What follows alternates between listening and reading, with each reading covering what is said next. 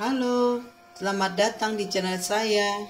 Sebelum lanjut ke video, mohon di subscribe dan jangan lupa tekan loncengnya ya. Selamat menonton.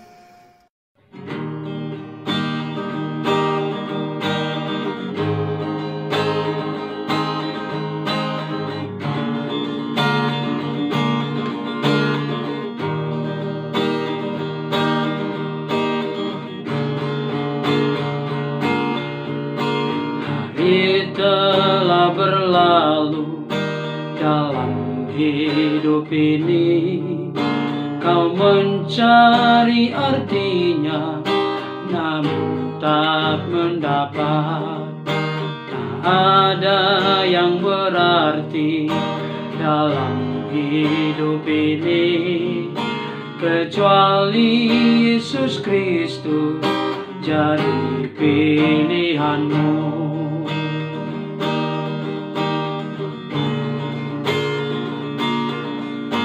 Hari telah berlalu dalam hidup ini, kau mencari artinya, namun tak mendapat. Tak ada yang berarti dalam hidup ini, kecuali Yesus Kristus jadi pilihanmu. Esok kan terlambat, putuskanlah sekarang. Esok kan terlambat, janganlah kau tunda. Ambillah keputusan dalam hidup ini, agar kau tak kecewa hanya dalam dosa.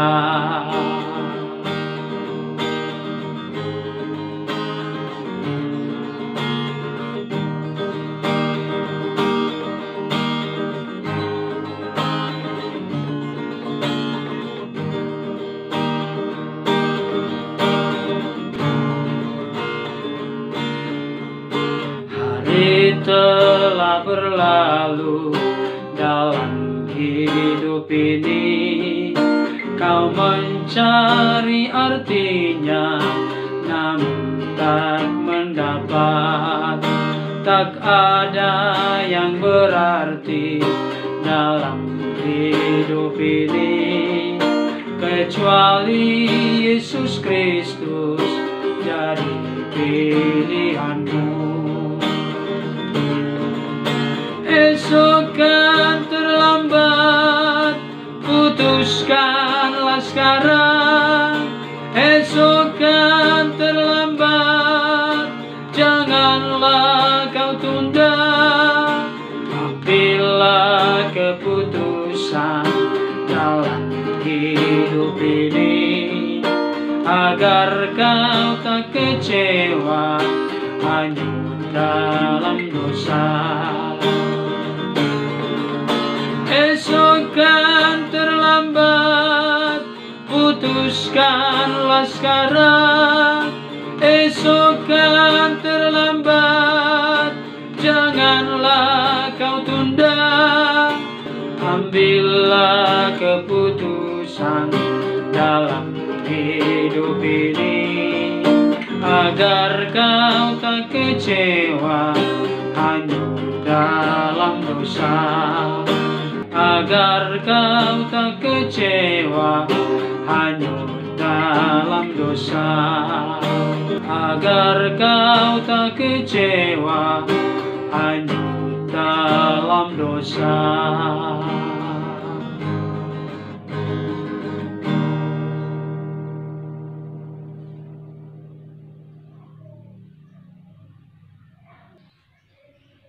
Shalom. Saudara-saudara yang dikasihi oleh Tuhan, jumpa kembali dengan saya. Dan barusan saya telah menyanyikan satu pujian yang berjudul Esok Akan Terlambat. Saudara-saudara, Pujian ini sungguh menyadarkan dan mengingatkan kepada setiap kita. Kita ada di dalam waktu yang telah Tuhan berikan. Tuhanlah yang memberikan kesempatan hidup kepada setiap kita. Tapi Tuhan tidak mau kita menyia-nyiakan waktu dan kesempatan yang telah Tuhan berikan. Kenapa hal ini menjadi sangat penting untuk ditegaskan kepada setiap kita? Karena ada banyak orang yang hidup di tengah-tengah dunia ini. Apakah dia orang yang sudah menjadi percaya kepada Kristus apa belum? Waktu-waktu yang tersisa ini dipergunakan menurut kehendak daging, bukan menurut kehendak Allah. Dengan kata lain, ada mayoritas manusia yang hidup di tengah-tengah dunia ini melakukan apa yang dia suka untuk dia lakukan. Tidak pernah berpikir secara serius dan sungguh-sungguh, untuk apa aku ada di dunia ini? Apa tujuan hidupku dicipta di tengah-tengah dunia ini?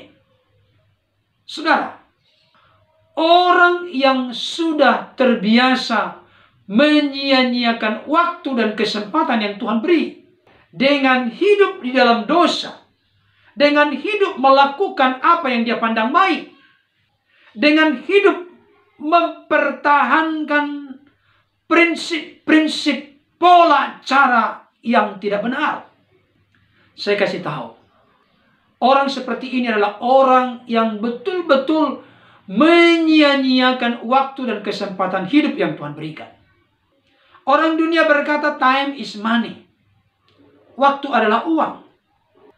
Tetapi saya mau kasih tahu kepada setiap kita, konteks hidup dalam kekristenan, waktu bukan sedangkal semiskin adalah uang. Bagi orang-orang yang percaya perlu menyadari dengan sungguh supaya membenahi hidup ini secara serius, menempatkan hidup kita ini dalam kehendak, rencana Tuhan, dalam jalan-jalan Tuhan. Waktu adalah hidup. Berarti kalau ada orang yang menyia-nyiakan waktu, berarti menyia-nyiakan hidup.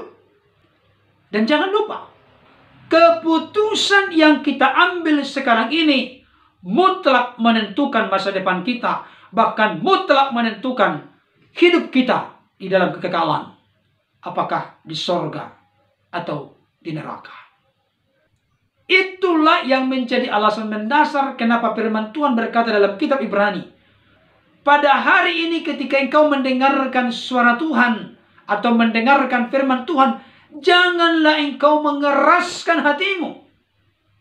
Saudara-saudara, ada orang berkata, Tuhan yang menetapkan hati Fir'aun menjadi keras, makanya hatinya keras. Benarkah demikian?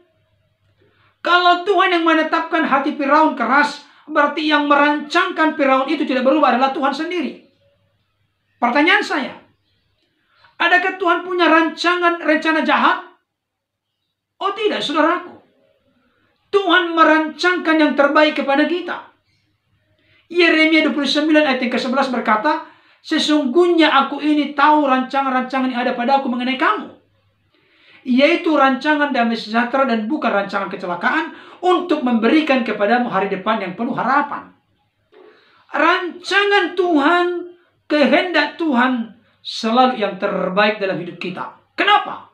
Karena Tuhan tidak mungkin bertabrakan, kontradiksi, bertentangan dengan karakternya yang adalah kasih. Tidak mungkin Tuhan bertentangan dan kontradiksi dengan pribadinya yang adalah kasih.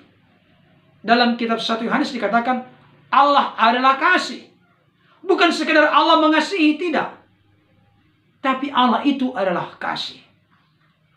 Yakobus 1 ayat 17 berkata, setiap pemberian yang terbaik dan anugerah yang sempurna datangnya dari atas, dari Bapa segala terang. Saudara-saudara, hati Fir'aun menjadi keras, bahkan akhirnya dikeraskan oleh Tuhan, karena Tuhan telah terlebih dahulu berulang-ulang memperingatkan Fir'aun. Tapi Fir'aun tetap mengeraskan hati. Fir'aun tetap tidak mau membuka hati kepada nasihat dan teguran firman Tuhan yang disampaikan melalui hambanya Musa dan Harun. Maka pada akhirnya Tuhan mengeraskan hatinya. Saudara-saudara yang dikasihi oleh Tuhan, Oleh sebab itu, selagi masih ada kesempatan, mari kita pergunakan sungguh-sungguh untuk berbalik dan bertobat kepada Tuhan. Metanoia, berbalik dari dosa, kembali kepada Tuhan, berserah penuh kepada Tuhan. Saudara-saudara yang dikasihi Tuhan, ada banyak orang di tengah-tengah dunia ini telah membangun kebenaran diri sendiri. Maka seperti firman Tuhan dalam Roma pasal 10 ayat 1-3 berkata, orang yang berupaya untuk membangun kebenaran diri sendiri, maka tidak mungkin orang itu takluk kepada kebenaran Tuhan. Karena sudah punya moto, prinsip, bahkan hal itu sudah menjadi bagian yang tidak terpisahkan, bagian yang terintegrasi menjadi karakter hidupnya. Oleh karena itu, saudaraku, ada bagian firman Tuhan yang sangat luar biasa dari Yesaya 55 ayat yang ke-6. Demikianlah bunyinya.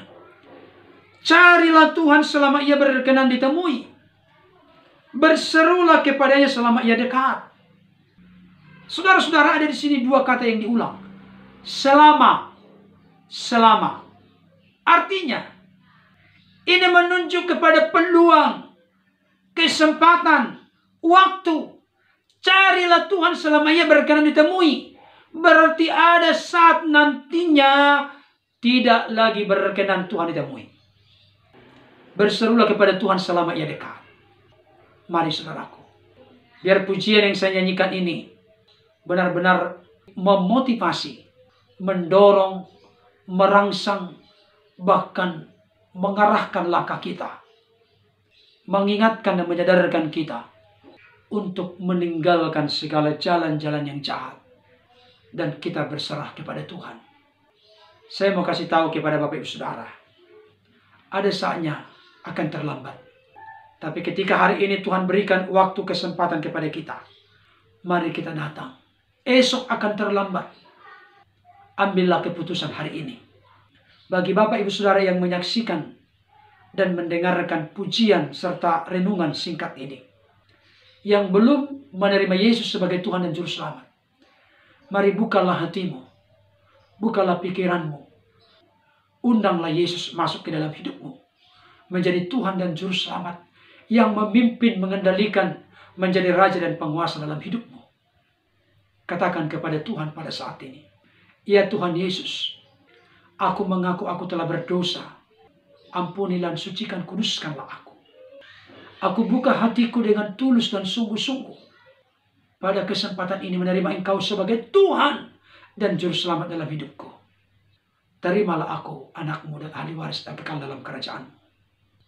Katakan demikian kepada Tuhan. Kitab Pemazmur berkata, hati yang remuk dan hancur tidak dipandang hina oleh Tuhan.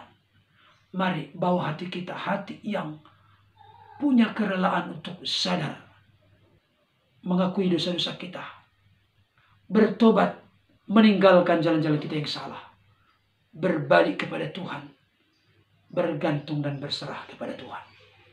Kiranya pujian yang sudah saya naikkan dan renungan singkat ini dapat menjadi berkat bagi Bapak Ibu Saudara dimanapun berada. Tuhan Yesus memberkati. Amin. Terima kasih banyak sudah menonton. Jangan lupa di subscribe ya. Dah.